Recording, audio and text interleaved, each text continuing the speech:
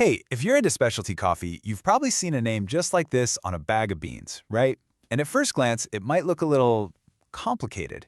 But what's so cool is that behind these three little words is this amazing story. It's got history, it's got genetics, and even a happy little accident of nature. So what do these three words, Brazil, Bourbon, and Peaberry, actually mean? And, the big question, why should you care?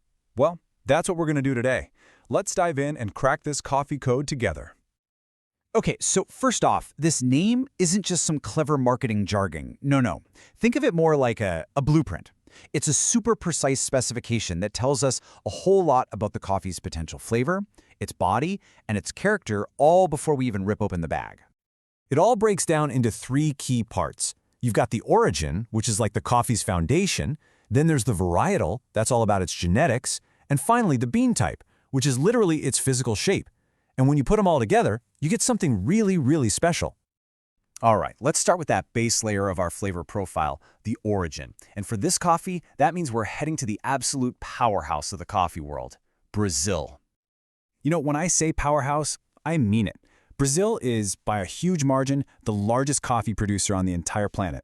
It's not even close. And most of its coffee, including the one we're talking about, comes from these states in the south-central part of the country, especially that massive region, Minas Gerais. And just to give you an idea of the scale we're talking about here, think about this. Brazil is responsible for a staggering 30 to 35% of the entire world's coffee supply. I mean, that's a giant in every sense of the word.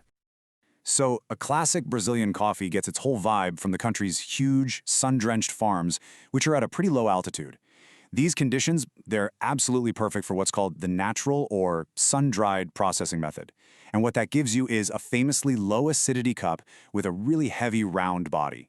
The flavor? It's that super comforting, crowd-pleasing profile of chocolate and nuts. So that's our foundation, right there. Okay, on to the next part of our code, the varietal.